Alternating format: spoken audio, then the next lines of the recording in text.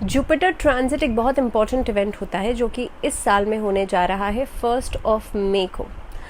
1 मई को जो बृहस्पति हैं वो चले जाएंगे मेष राशि को छोड़ करके वृषभ राशि में, क्योंकि शनि के बाद काफ़ी स्लो मूविंग प्लैनेट हैं जुपिटर, इसीलिए इनकी जो मूवमेंट होती है उसे एक्नॉलेज करना इम्पॉर्टेंट होता है। और जब भी ट्रांजिट्स होते हैं या जब भी हम ट्रांजिट्स की बात करते हैं तो आपको काफ़ी हद तक बहुत प्रिसाइज प्रेडिक्शंस जो हैं वो मिल पाती हैं। तो इसीलिए इस वीडियो में हम बात करें, क्योंकि ये सीरीज़ का आखिरी वीडियो है, थोड़ा सा लेट है, पाइसेंस के बारे में हम बात करेंगे, यानी कि मीन राशि वाले लोगों के लिए जुपिटर का गोचर कैसा रहने वाला है। तो सबसे पहले तो जुपिटर की जो मूवमेंट है उसको समझ लेते हैं। आई नो पहले की वीडियोस में मैंने हर वीडियो में बात किया है, हर वीडियो में समझाया है कि जुपिटर इस साल में किस किस तरह से ट्रैवल करेंगे। 1 मई को जुपिटर जो है वो मेष राशि को छोड़ करके वृषभ राशि में चले जाएंगे। मेष राशि में बहुत लंबे समय से थे, वहाँ पे गुरु चांडाल योग भी बना हुआ था राहु के साथ, लेकिन फिर राहु ने मूवमेंट करी, पाइसेस में चले गए, और अब जो देवगुरु बृहस्पति हैं वो चले जाएंगे मेष को छोड़ करके वृषभ में। मेष जो है वो मंगल की राशि है, वृषभ जो है वो शुक्र की राशि है। तो देवगुरु बृहस्पति का शुक्र की राशि में आना पहली बात तो कैसा रहेगा।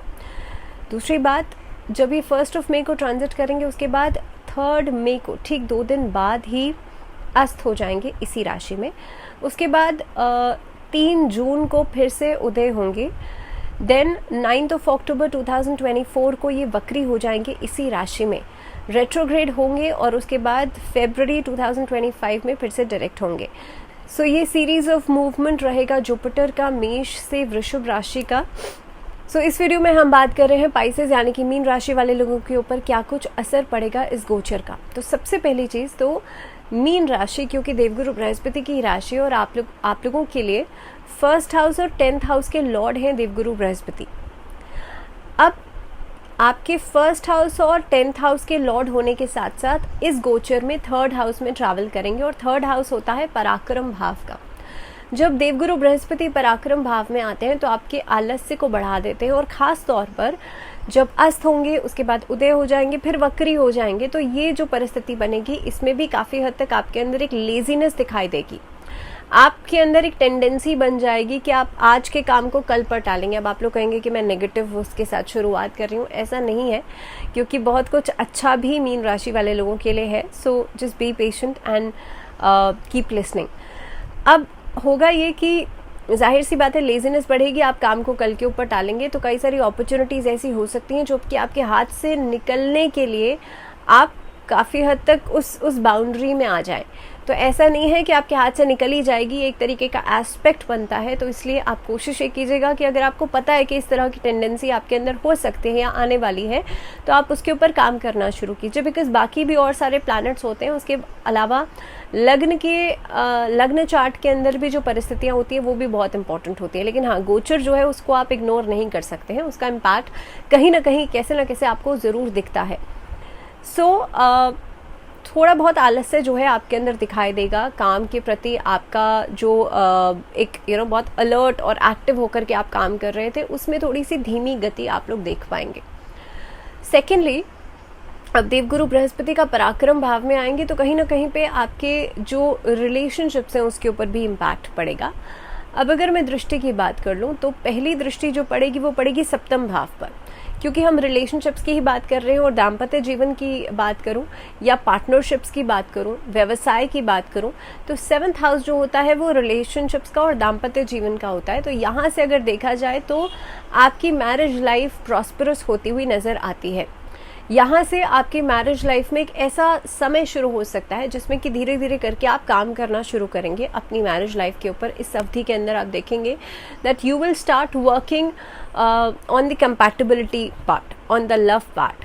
सो इस तरीके से परिस्थितियाँ जो है वो बेहतर होती हुई नज़र आएंगी। आप लोगों को मैरिज रिलेटेड इश्यूज जो है वो रिजॉल्व होते हुए नजर आएंगे। अगर कोर्ट कचहरी में भी कोई मामला चल रहा है और आप चाहते हैं कि आपका रिश्ता नहीं टूटे, तो आप इस दौरान कोशिश करें भगवान विष्णु की आराधना ज़रूर करें।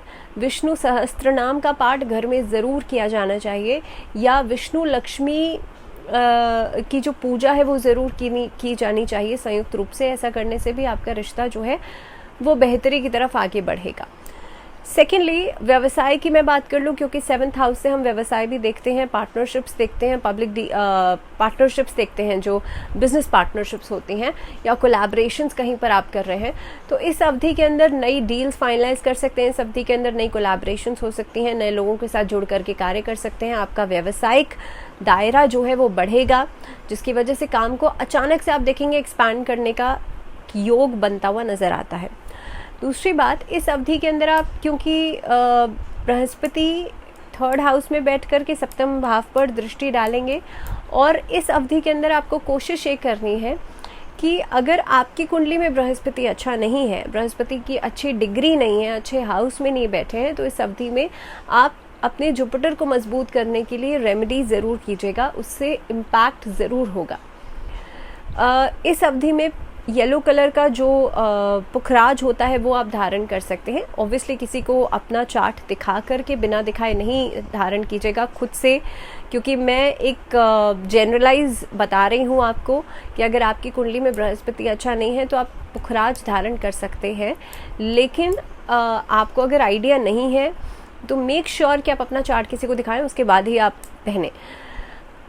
जुपिटर को बेहतर करने के लिए छोटी छोटी रेमेडीज़ आपके लिए की जा सकती हैं। अपने माथे पर पीला चंदन का तिलक लगाइएगा, हल्दी का तिलक लगाइएगा, भगवान विष्णु को हल्दी की गांठ अर्पित कीजिएगा, विष्णु चालीसा या लक्ष्मी चालीसा का संयुक्त रूप से पाठ कीजिएगा, आपके लिए बहुत अच्छा रहेगा। फाइनेंसेस भी अच्छे होंगे, घर में प्रॉस्पेरिटी भी बढ़ेगी और दाम्पत्य जीवन भी अच्छा हो जाएगा।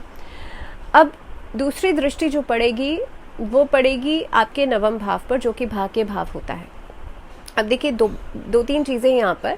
पहली बात तो 10वें भाव के स्वामी हैं और 3rd हाउस में ट्रैवल कर रहे हैं, अब 9वें भाव पर दृष्टि पड़ रही है। 9th हाउस से आप धर्म कर्म देखते हैं, आप स्पिरिचुअलिटी देखते हैं, आपका भाग्य कितना अच्छा होगा ये देखते हैं। जब बृहस्पति की दृष्टि पड़ती है 9वें भाव पर तो आपको बहुत बेहतर प्लेटफॉर्म्स देता है, आपको धर्म कर्म से जोड़ता है। इस अवधि में धार्मिक यात्रा कर सकते हैं माता पिता के साथ, माता पिता की सेवा में अपना समय आप लोग बिताएंगे। इस अवधि के अंदर धर्म कर्म में आपकी रुचि बढ़ेगी, किसी स्क्रिप्चर को पढ़ने में रुचि बढ़ सकती है, किसी धार्मिक स्थल की यात्रा कर सकते हैं, कहीं डोनेशंस दे सकते हैं, आपका भाग्य बहुत मजबूत हो जाएगा। इस अवधि के अंदर काफ़ी हद तक आपका लक फैक्टर बहुत काम करेगा। तो अगर कोई नया काम शुरू करना चाहते हैं तो आपके लिए अच्छा समय दिखाई दे रहा है। इनफैक्ट फूड इंडस्ट्री से जुड़ा हुआ कोई काम शुरू करना चाहते हैं तो और भी अच्छा समय रहेगा। इसके लिहाज से अगर बात की जाए तो आपके लिए परिस्थितियां बेहतर दिखाई दे रही हैं। अब बात कर लेते हैं तीसरी दृष्टि की। तो तीसरी दृष्टि पड़ रही है एकादश भाव पर, और एकादश भाव आप जानती हैं एलिवेशन का हाउस है, आगे बढ़ने का घर है, और यहीं से फाइनेंसेस भी हम देखते हैं। तो काफ़ी हद तक ये समय आपके लिए ऐसा रहेगा। इफ़ यू रिमेंबर, मैंने वीडियो की स्टार्टिंग में कहा था कि आलस्य दिखाई दे रहा है, लेकिन बहुत कुछ पॉजिटिव भी होने वाला है। So these are the things which are coming positive at your side. इस अवधि के अंदर आप खुद को एलिवेट करता हुआ देखेंगे। लेकिन देखिए, बिना मेहनत के कुछ नहीं होता। बहुत सारे ऐसे लोग भी होते हैं जो वीडियोस को सुन करके सोचते हैं भाई हमारे साथ तो होगा अच्छा, ऐसा नहीं होता है। कर्म बहुत इम्पॉर्टेंट है, तो इसलिए वो तो आपको करना ही करना है। लेकिन हाँ, एक सपोर्ट सिस्टम जो है आपका वो बहुत अच्छा हो जाता है, वो एक्टिवेट हो जाता है ड्यूरिंग द फेज जब आपके प्लैनेट्स अच्छे हैं। तो इस अवधि में क्योंकि एकादश भाव पर दृष्टि है तो डेफिनेटली आप देखेंगे कि इस अवधि में बहुत अच्छा प्लेटफॉर्म आपको मिलेगा। आगे बढ़ने के लिए नई अपॉर्चुनिटीज़ मिलेंगी, नई कंपनीज़ के साथ जुड़ सकते हैं, नया कोई काम शुरू कर सकते हैं। नौकरी पेशा लोगों के लिए बहुत अच्छा रहेगा, सरकारी कर्मचारियों के लिए बहुत अच्छा रहेगा। तो 11th हाउस जो है वो आपकी लाइफ में एलिवेशन देगा। ट्रैवल प्लान्स बनते हुए नज़र आते हैं। इनफैक्ट विदेश यात्रा आप लोग कर सकते हैं।